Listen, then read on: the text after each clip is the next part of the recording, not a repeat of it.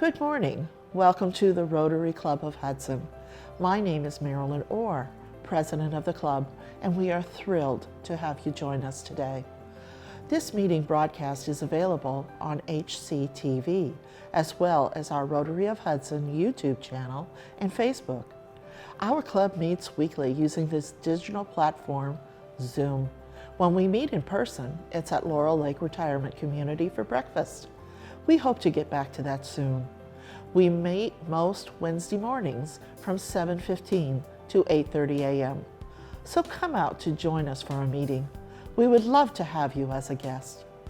To learn more about Rotary, our club, and the impact we are having on our local community and the world, please visit our website, rotaryhudson.org. So enjoy this meeting today and help us share the message that Rotary opens doors of opportunity. And we're ready to go. Good morning, everyone. Welcome to the Rotary Club of Hudson. I'm Ron Strobel, Sergeant at Arms. Our invocation this morning is by Phil Tobin. Thank you, Ron. I've chosen this invocation this morning. It is the prayer of St. Francis, and many people attribute it to St. Francis, but he didn't have anything to do with it at all. But the good thing about it is that it's really universal to all religions. And so as I read this thing today, I want you to think how this relates to you, because every line here has a meaning to all of us. And again, this is the prayer to St. Francis.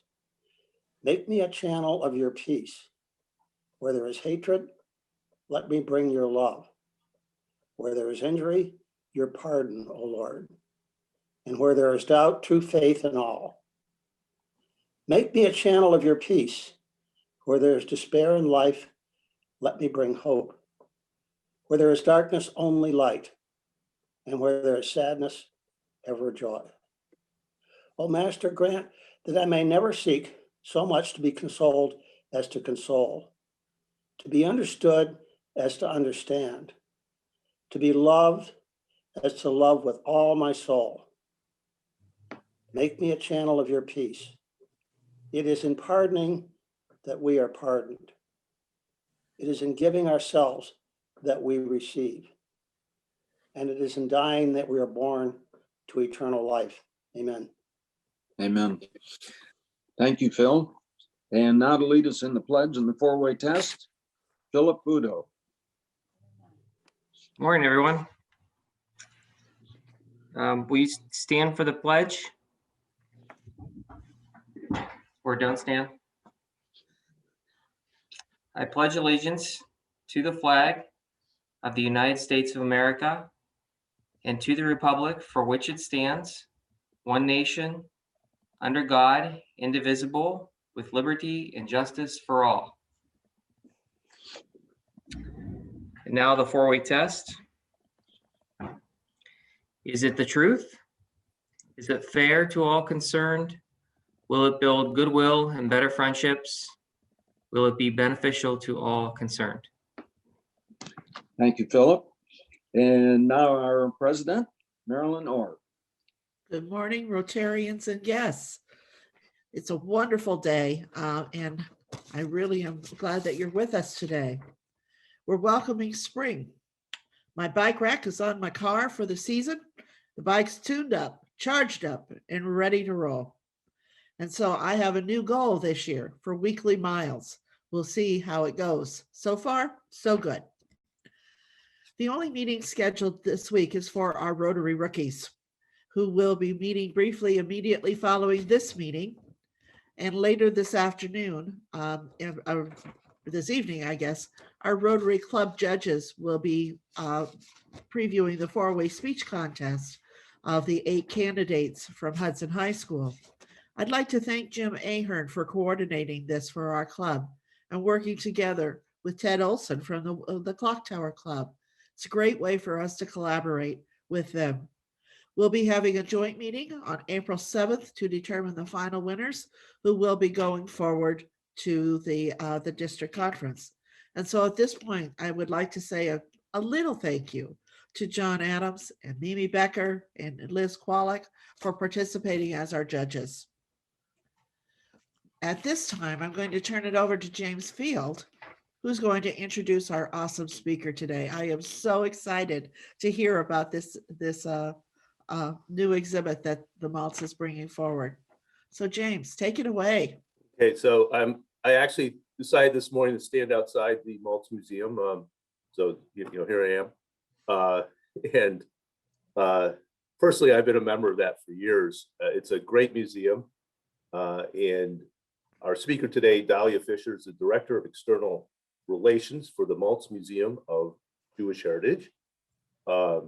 She's served as director of the Malts Museum, which is in Beechwood, for the past 3 years. And her mission is she provides vision and leadership for growth strategy in the areas of marketing and communications, education and outreach, public programming, group tours and events for Northeast Ohio's premier venue for Holocaust and anti-bias education. Prior to that, she was managing director, marketing and communications of the Jewish Federation of Cleveland, attended Notre Dame of Maryland University, got a Master's of Arts in Communications, and got her Bachelor of Arts in Theater at the University of Maryland, Baltimore, and is also a writer. She wrote a book that was a companion to a museum exhibit, and the book's called Ari and Abigail's Passport to Israel. And before we begin, I just want to talk a little bit about the museum. Is really two parts to it. One section has the traveling exhibits, which we'll hear about, and they're amazing, or special exhibits that they would create. The other part gives an amazing history of Jews in Cleveland and Northeast Ohio, and really in kind of recreating streetscapes, and it's a really neat kind of walk through history to go there. There's also an area that's got various artifacts from different temples and so forth. So it's a really kind of neat place to go to, not just for the special exhibits. So I would highly recommend it. And so without further ado, here's Dahlia Fisher. Thank you for that awesome introduction. It's really nice to be here. My name is Dahlia Fisher. I'm the Director of External Relations, as James said, and that's for the Malts Museum of Jewish Heritage. And today, I will be giving you sort of a broad overview of the museum to set in place the special exhibition that we have right now, which is Notorious RBG, The Life and Times of Ruth Bader Ginsburg. So we're located approximately 20 minutes from downtown Cleveland in the suburb of Beechwood. And the Malts Museum's an award-winning building crafted from Jerusalem stone with very distinctive floor-to-ceiling windows. And many people recognize us by saying, oh, you're that building that's sort of like built into the hill, and that's correct. We are very uniquely set into the landscape. And inside is even more spectacular. The museum approaches its exhibitions looking through the lens of the Jewish value, respect for all humanity, and telling universal stories of hope, perseverance, and resilience that educates, informs, and inspires with the mission of creating a more just, civil, and inclusive society. So our two galleries that are core to the museum, the permanent collections, are An American Story, which tells the story of early Jewish immigrants settling in the Cleveland area and the influences individuals, families, and businesses made in the years that followed all the way through to today. The second is the Temple Tifereth Israel Gallery, which is a stunning collection of religious and cultural arts and artifacts centuries old, and includes ritual objects, sacred books and scrolls, and fine art from all over the world. It is the fourth oldest museum of Judaica in the United States. And new to our collection in the last year is the incredible addition of what is called an interactive biography. A more familiar term would be to say it's like a hologram, but we're not supposed to call it a hologram. That's just to give you an image of how it might operate. So for more than 70 years, Holocaust survivors have recounted their stories to people all over the world, providing invaluable insights that shape and inform perspective. The USC Shoah Foundation's Dimensions in Testimony has revolutionized the concept of oral history by integrating advanced filmmaking techniques, specialized display technologies, and next-generation natural language processing to provide an intimate and unique experience. Each specially recorded interview enables visitors to ask questions of the survivor about their life experiences and hear responses in real time, lifelike conversation. And the questions are answered naturally, as if the survivor's in the room. And through artificial intelligence, the more questions that are asked, the better the technology becomes, a little bit like Siri. So Stanley Bernath, who settled here in Cleveland, spent over 40 years recounting his harrowing story of survival with students and adults across Northeast Ohio. And when speaking at the Malts Museum, he captured the hearts and minds of hundreds, if not thousands, of young people. After hearing his message of resilience and hope, students would often approach him with requests for photos and hugs. And although Stanley is no longer with us, he continues telling his story to students and adults alike at the Malts Museum as an interactive biography today. It's pretty amazing. So finally, there's the third gallery space. And this is reserved for special exhibitions. Notably, right now, we are featuring Notorious RBG, The Life and Times of Ruth Bader Ginsburg, which is presented locally by PNC Bank and originated by the Skirball Cultural Center in Los Angeles. It is a traveling special exhibition. So this exhibition is the first ever retrospective about the trailblazing associate justice and cultural icon, based on the popular Tumblr, which is a social media feed, and best-selling book of the same name by journalist Irin Carmon and attorney Shana Knizhnik. Exploring the American judicial system through the lens of one of its sharpest legal minds, the exhibition takes an entertaining yet rigorous look at Justice Ginsburg's life and work, in particular, the efforts she joined to protect civil rights and expand equal opportunity for all Americans. Through archival photographs and documents, historical artifacts, contemporary art, media stations, and gallery interactives, the exhibition spans RBG's varied roles as student, life partner, mother, lawyer, judge, and women's rights pioneer, plus internet phenomenon. Our coordinating public programs are equally engaging, with series like I Dissent, in which we learn about RBG's most famous dissenting arguments through the interpretation of Cleveland's top women attorneys and judges. In fact, we have a program like this later today, and please, we would love for you to all join us Wednesday, March 24th at 4 p.m. for a discussion on election and voting rights and the case of Bush versus Gore and Shelby County versus Holder, with Honorable Patricia A. Blackman of the 8th District Court of Appeals and Elizabeth Bonham of the ACLU. It's going to be a special look into how the legal system works and how court decisions influence our everyday lives. So another favorite of mine is Women Who Roar, in which we learn about other trailblazing women in their fields, including art, music, and literature. In April, we'll hear from Mandy Smith at the Rock and Roll Hall of Fame, which is so fun. And another popular program series that's running now is the Virtual Gallery Talk collection. And this is a collection of programs that looks at a specific artifact in the exhibition and takes a deep dive into the history, meaning, and story around that artifact. So in April, we'll be exploring the unlikely friendship between Ginsburg and Scalia, two a few opposing viewpoints, but they were the best of friends. And there's a lot we can learn about that. So the Malts Museum is a museum where people of all ages and backgrounds come together to learn about the history of bias and discrimination in order to recognize and prevent hate in all of its forms in the present and the future.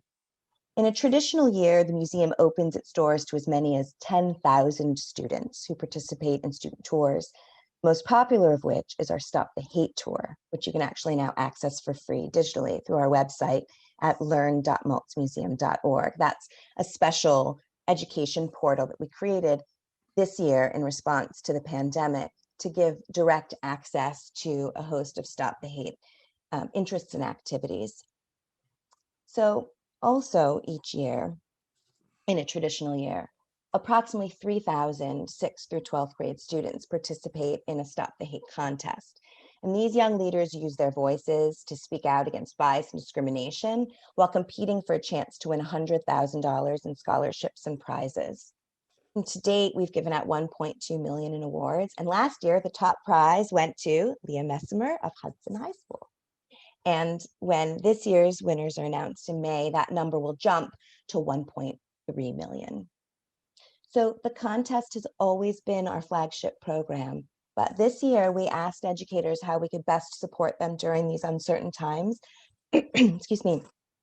And that's why we expanded the contest and created digital learning opportunities that bring the museum into the classroom. So in addition to that education portal, we also worked with our partners at Lake Erie Inc. and Roots of American Music to create workshops that are delivered into the classroom so that students could access this information, whether that's at home or in school. Everything's digital. So offering these 100% free resources is our way of saying thank you to educators for working with us to stop the hate in Northeast Ohio and beyond. So I'm happy to answer any questions you might have about our in-person or online offerings, but that is my speech for today.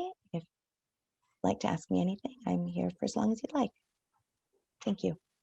Well, I'll kick it off. So the special exhibits, how do you identify, I mean, how do you find those or create them, as the case may be? Yeah, sure. So we have a wonderful staff member named Lindsay Miller, who is our manager of galleries and exhibitions. And she works with a lay committee to identify and discover what special exhibitions are traveling that might suit our mission and interests in any given year. It usually takes at least a year, if not 3 to 5, to identify, secure a book, and then produce an exhibition, including extraordinary fundraising measures. They can cost anywhere from a small children's exhibition around 50, all the way up to, $250,000 to $500,000 to produce an exhibition. It's pretty, each one is expensive and has to be very deliberately handled because of the artifacts and objects, and they're packaged, and they're all also usually special exhibitions are on view for a limited number of time as they rotate when they travel. So you have to get on a schedule. I'm so sorry, excuse me.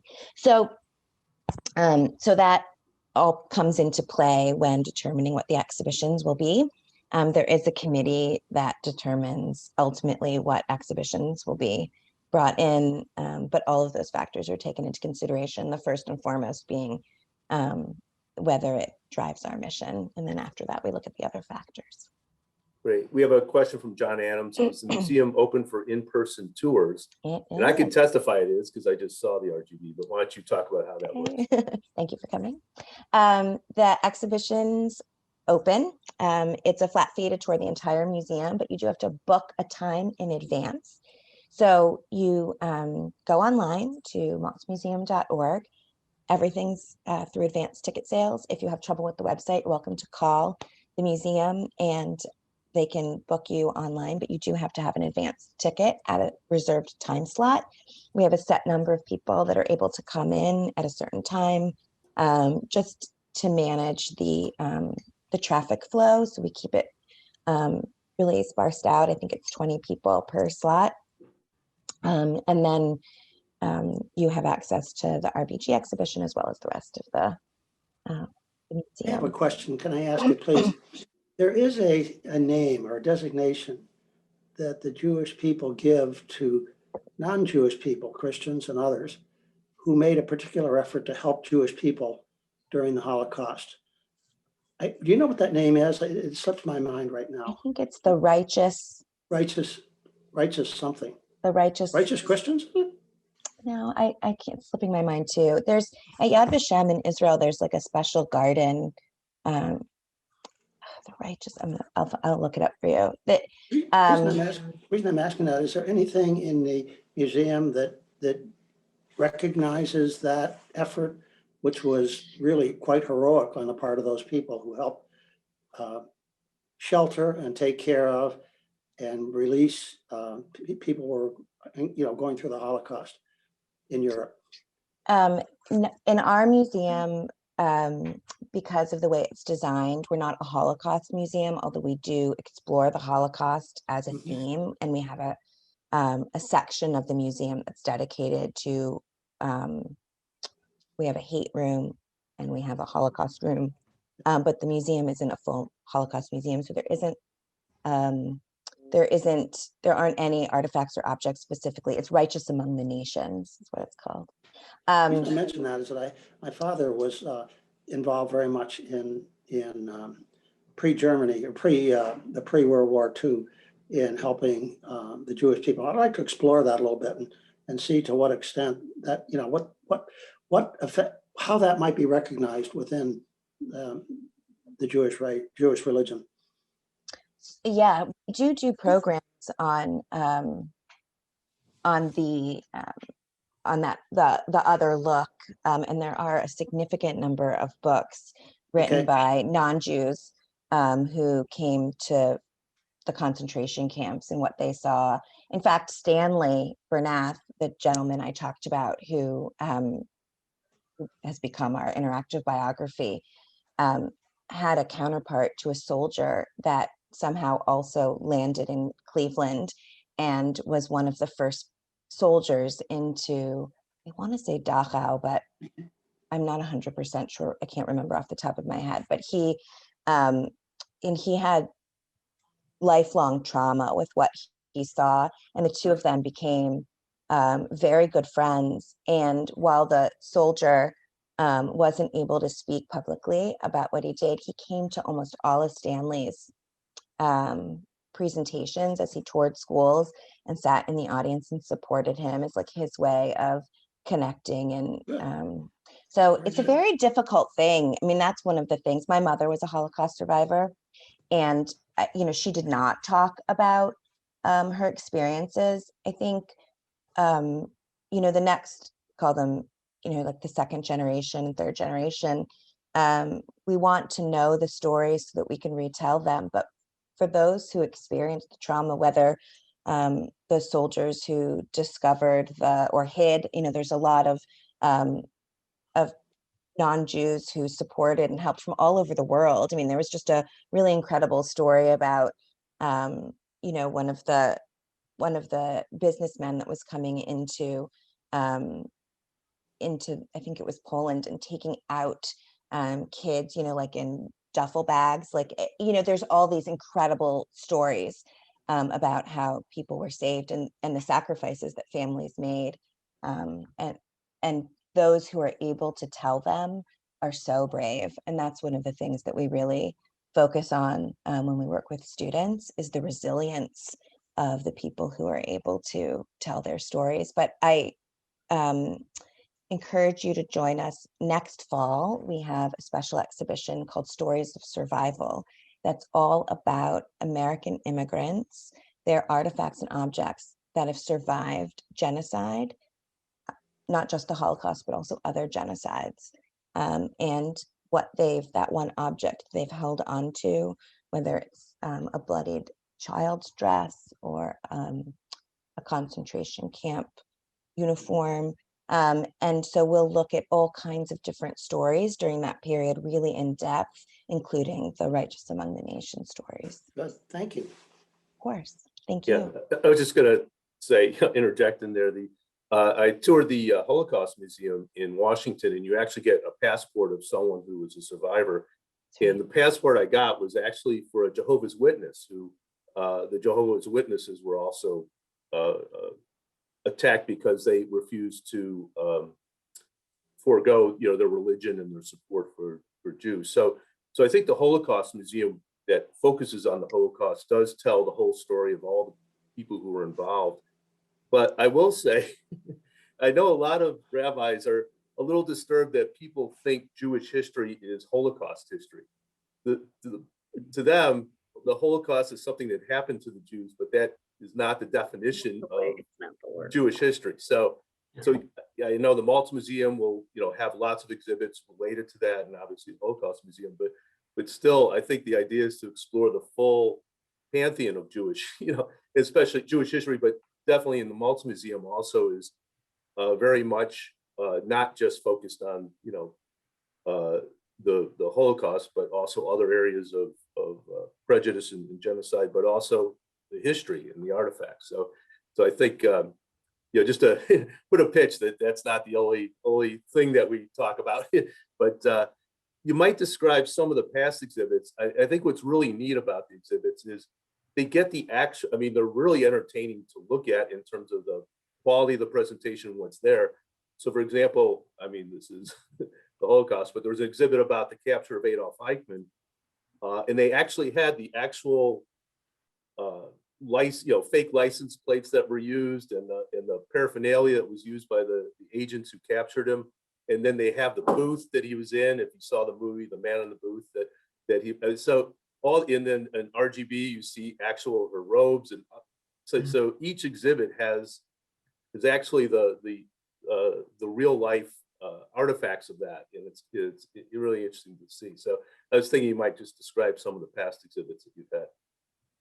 Sure, absolutely. The traveling exhibits range in scope.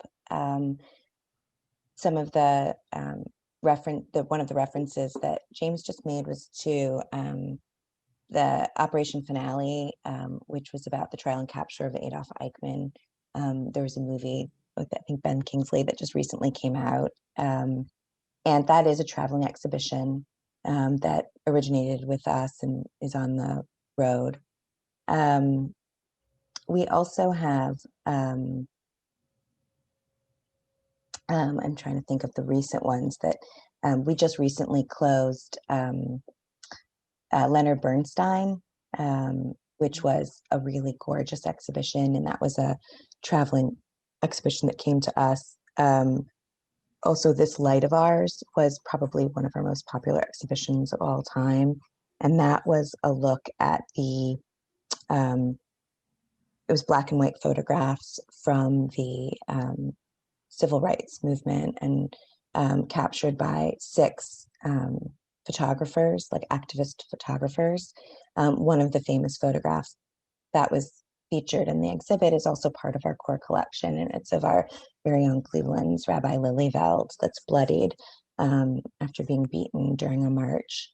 That's an exhibition, for example, that is incredibly timely today. It's discussing voter rights and voter suppression, and here we are having not dissimilar conversations still today.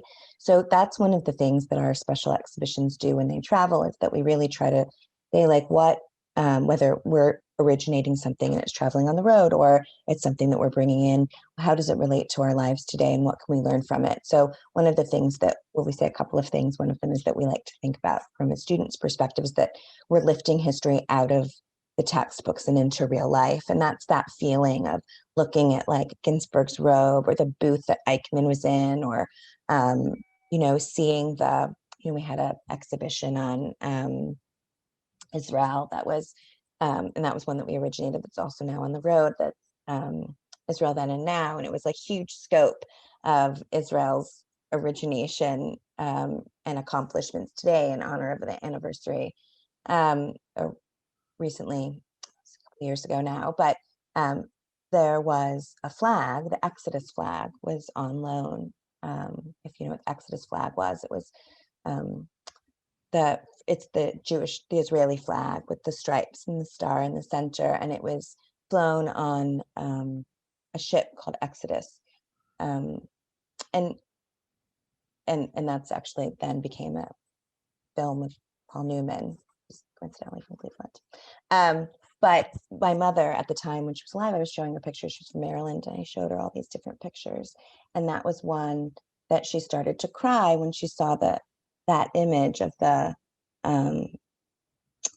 artifact. And there's something about seeing an artifact, like that's the real thing, that it has the stitching from 1937 right there, or 47. I think that one was 47. But anyway, the point being that there is something about these variety of exhibitions and the breadth that comes into our backyard from around the world, and how we're able to explore it. And that's what museums are all about. And that's been difficult with the transition to this year being completely online for all museums, is how to translate those experiences into something that feels as tangible as, you're touching history. It's a totally different experience, but see how it moves forward.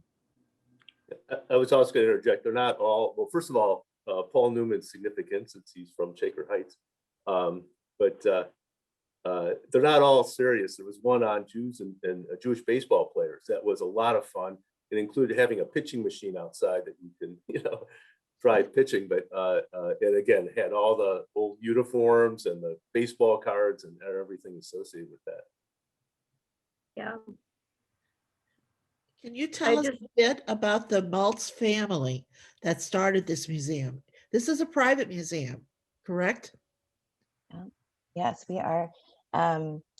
We are funded by the generosity of donors and members, but the Milton and Tamar Maltz are Clevelanders, and they did start this museum in cooperation with the Jewish community, and we've been open, I think, for 15 years, so we're a relatively young museum as museums go.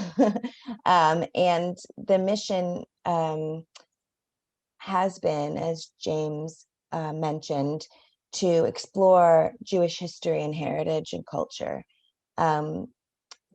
The added underlying theme of that is to create connections, cross-cultural connections with other types of communities. These are stories that are very important to Mr. Maltz, who also initiated and launched the Stop the Hate contest, and now it's expanded into these really incredible programs. This year, I think the numbers are something like 6,000 kids we've reached, which is almost doubled what we did before through the contest itself and absent of tours. So it's been pretty incredible.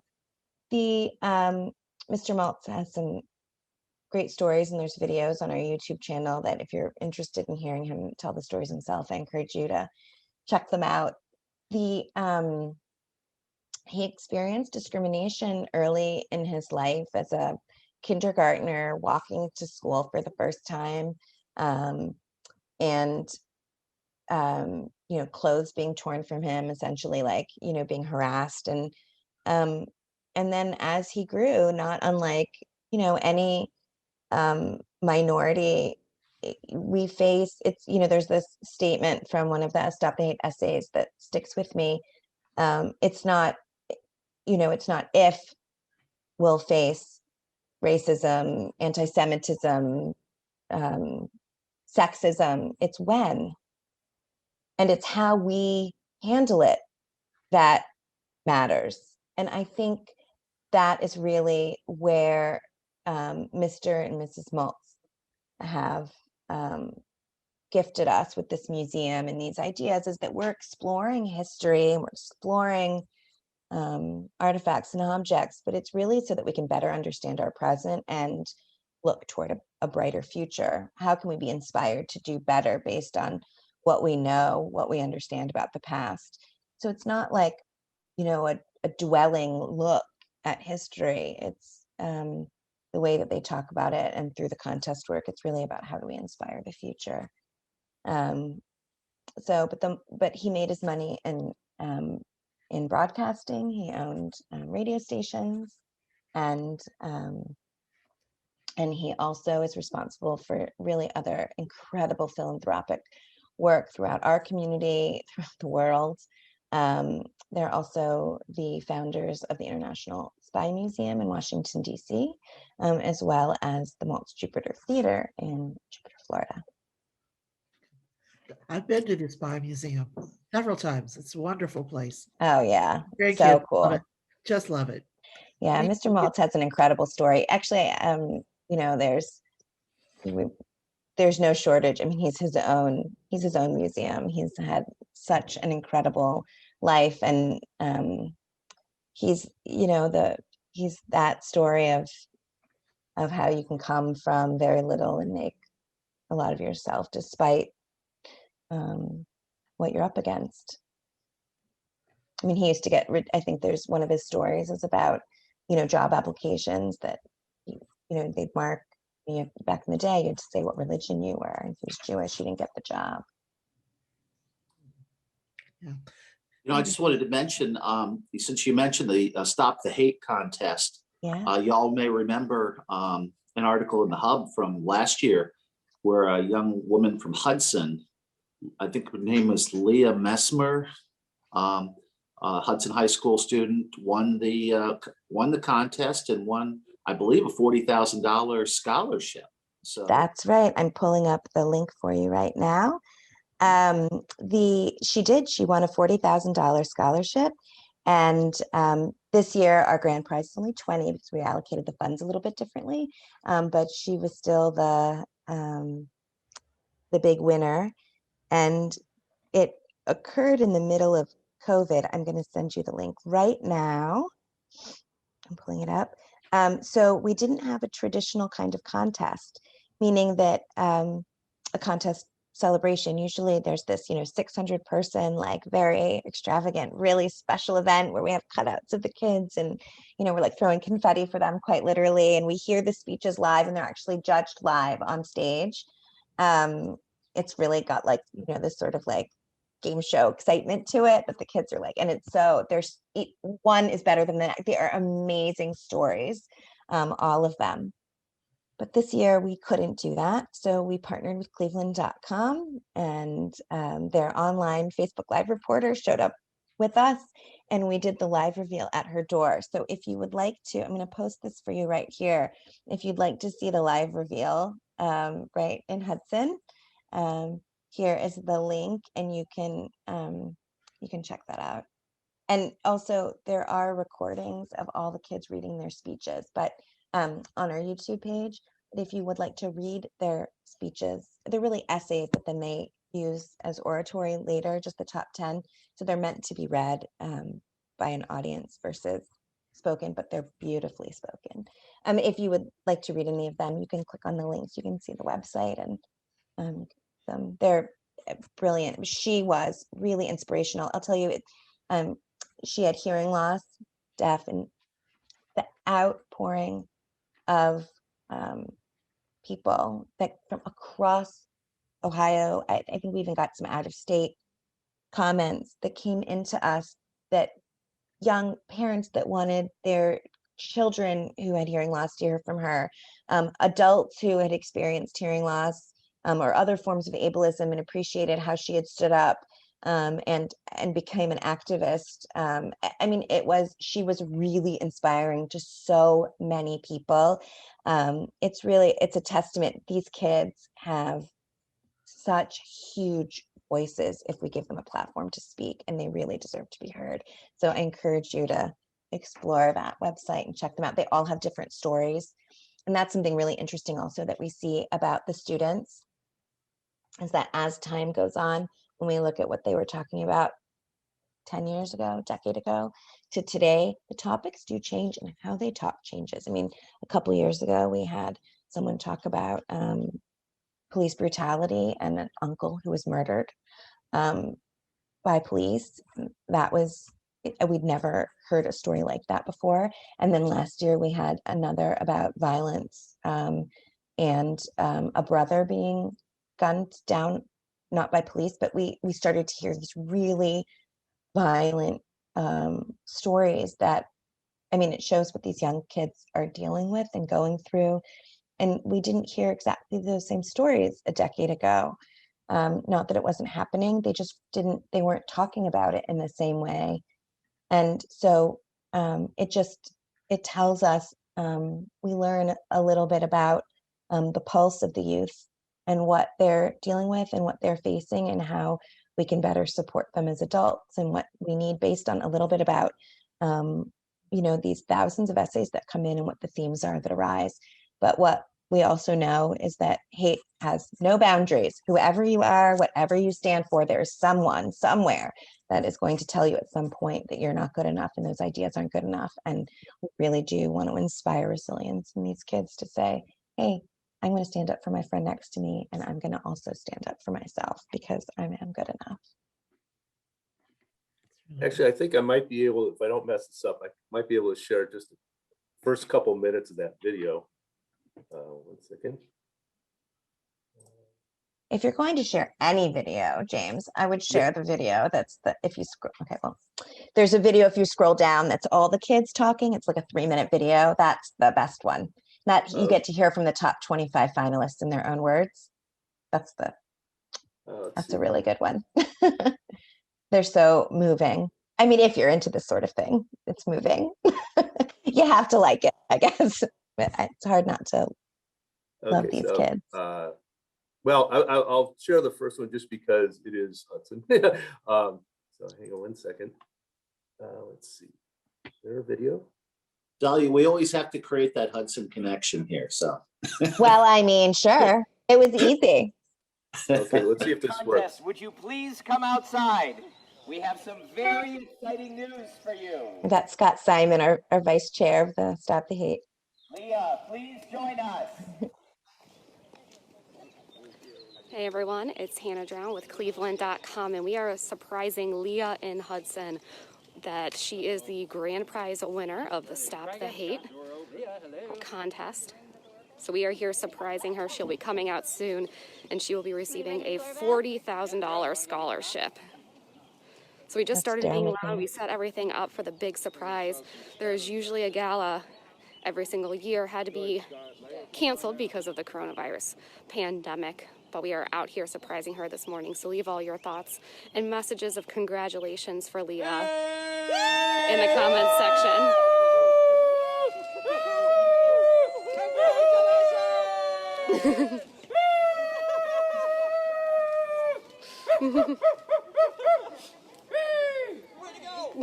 Hey, congratulations!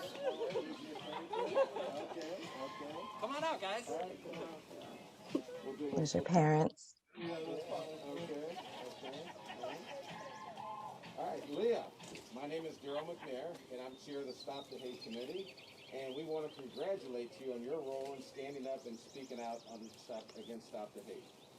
You're one of 25 finalists in the Stop the Hate essay contest.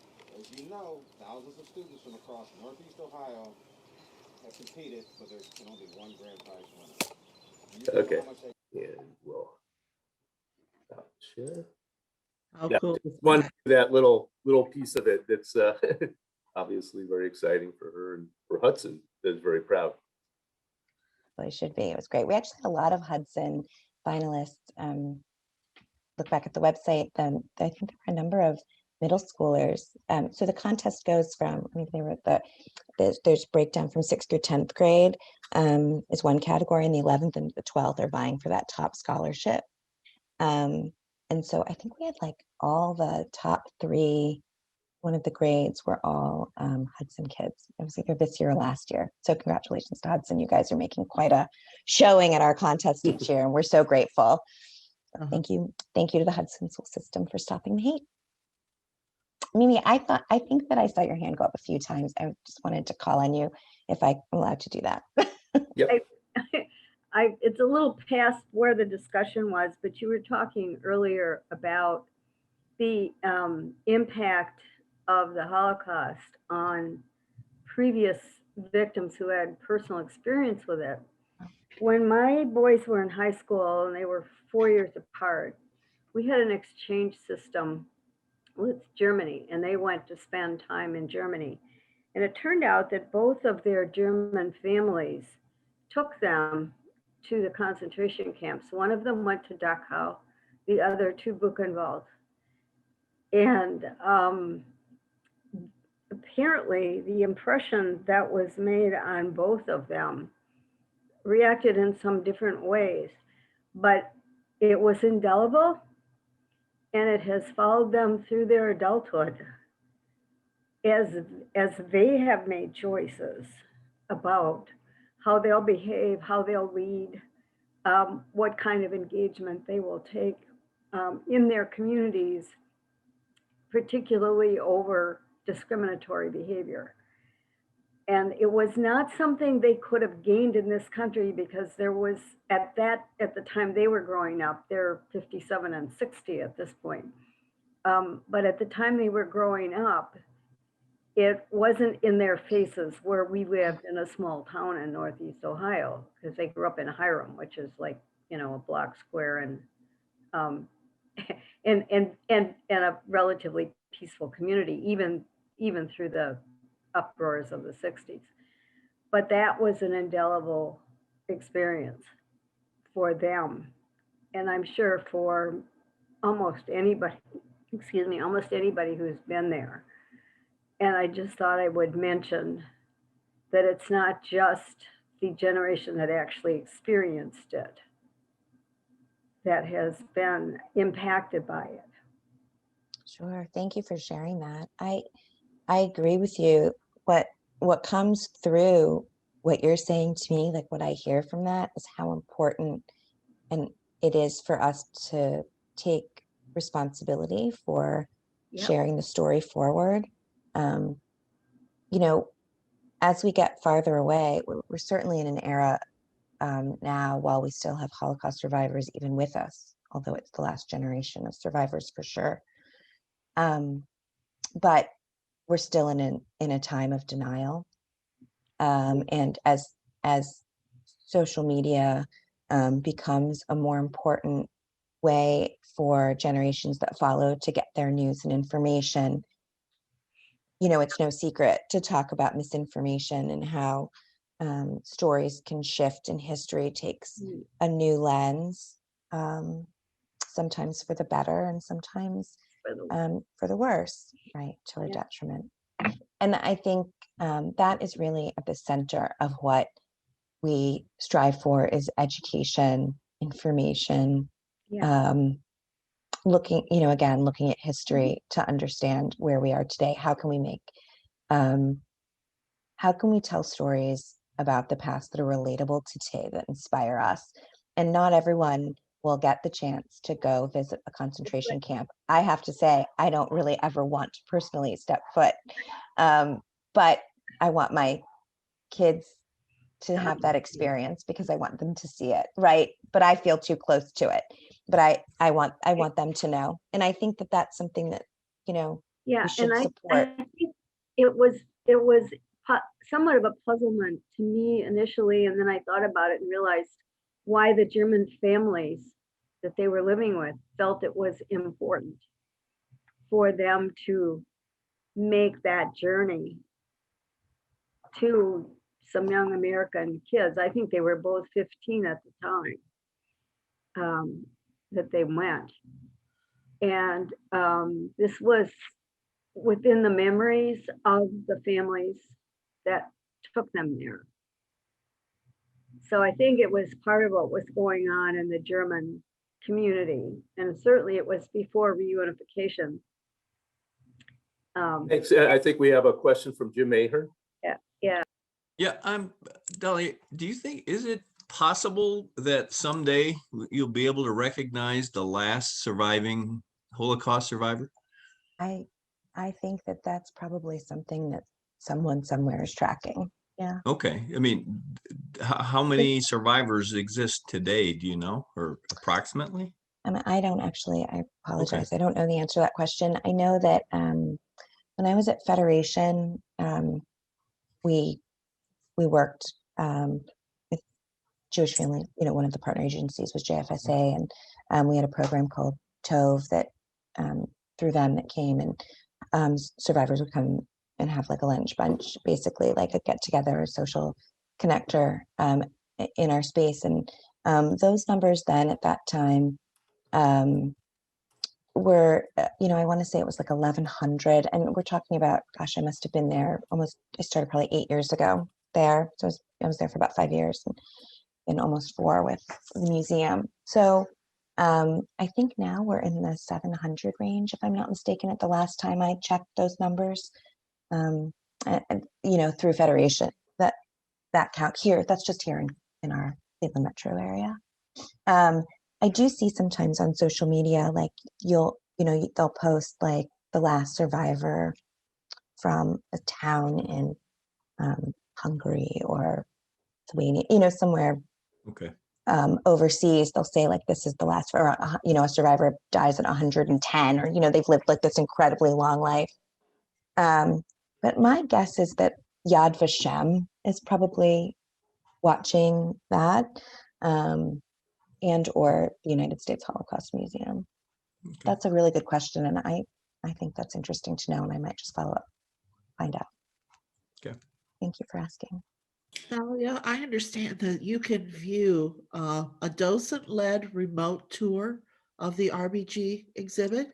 Yes, Marilyn, thank you for bringing that up. You That- sure can. You can. I have So, a book club that's planning to do that.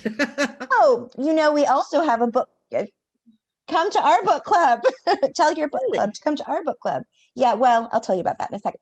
Sure. So, we have two ways to tour. Well, three, I guess, technically, the exhibition. One is in person, where you take you get your pre-designated time slot and you come at a certain time and you walk through. The other is that you can do a drop-in tour. So go online, again, it's all online. And it's I think it's $10 per person or free for members. It's a great time to become a member. I'll just throw that in. And if you, I think it's the first and third Tuesday of the month at 2 p.m. And it's a drop-in online tour, meaning you can sign up, I think, up to like, I don't know, half an hour before, something like that. And you go online and you have it's like a virtual tour of the exhibition. And then at the end, there's a docent that comes on the screen and you can have a dialogue with her and ask questions, or him. And so that's that piece. And then there's a third option, which is to book a private tour where you come together, a certain time slot, and you have your own dedicated docent and moderator. And like, say you wanted to do it for, I don't know, the International Rotaries system, or, like a large group of people, it's a flat rate fee. So you would come together and you can have like an introduction, and you get to spend a little bit more time like as a unit, like kind of like a private event, but it's all online because we aren't doing events or group tours in that way at the museum in person, only individual tours.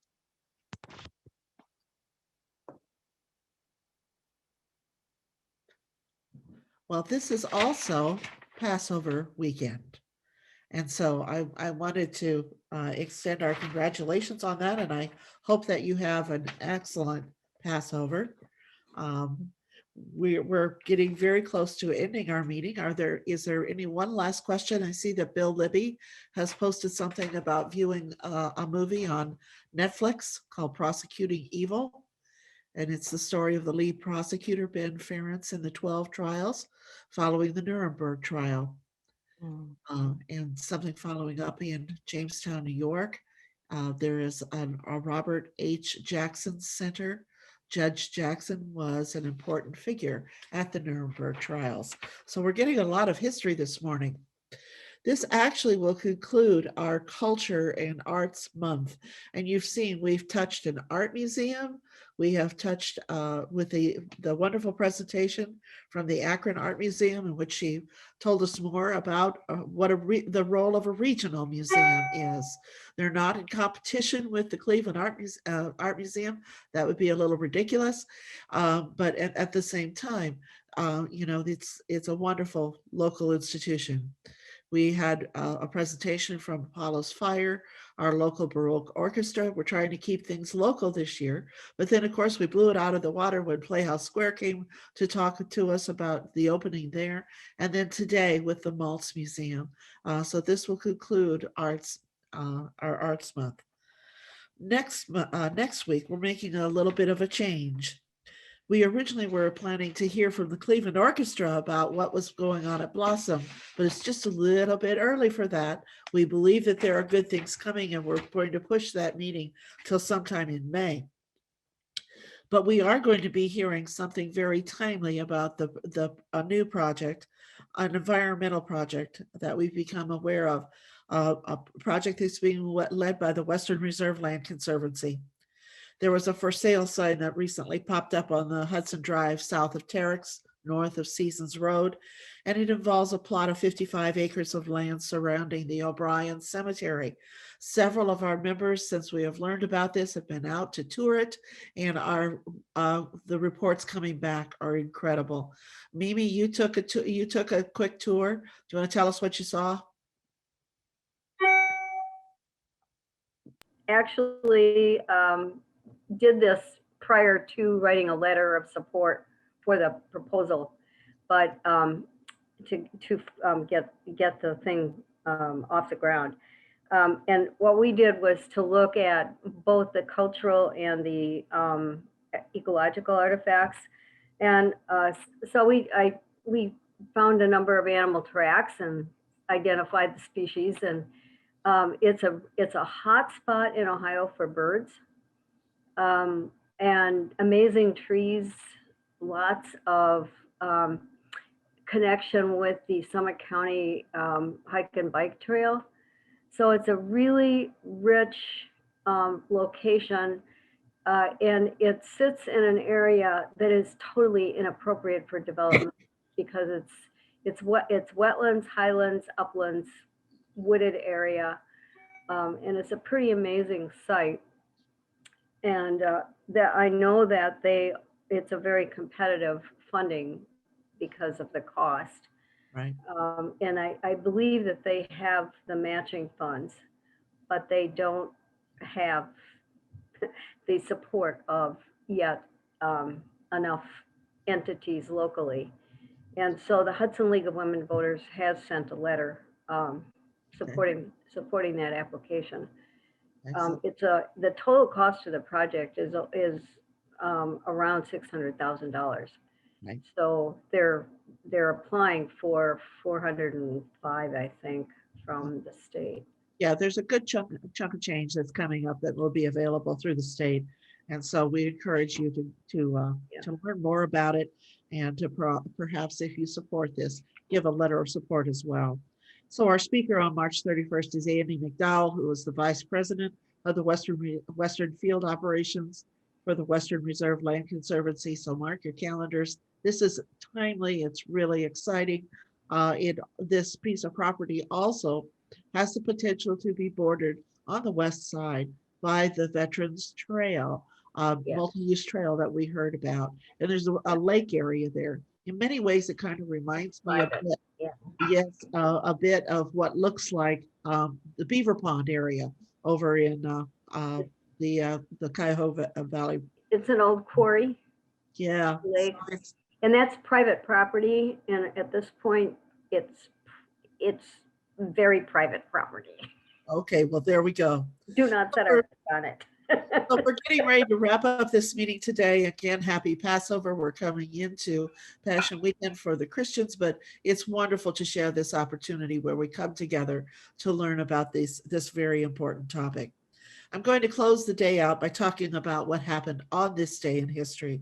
In 1765, Britain enacts the Quartering Act, requiring the colonists to provide temporary housing to British soldiers. We didn't like it.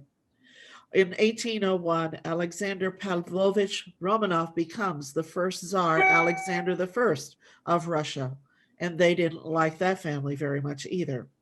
In 1837, Canada gives its Black citizens the right to vote. And in 1882, German scientist Robert Koch discovers and describes the tuberculous bacillus that causes tuberculosis, Mycobacterium tuberculosis, and establishes something that we now call germ theory. So that was a very important date in our history. And so on that, have a great spring day. Get out and enjoy the beautiful weather before the rain starts. So thank you again for a wonderful meeting. And Dahlia, this was incredible. Very, very good. It was wonderful to learn more about your museum. Thank you. In a few moments.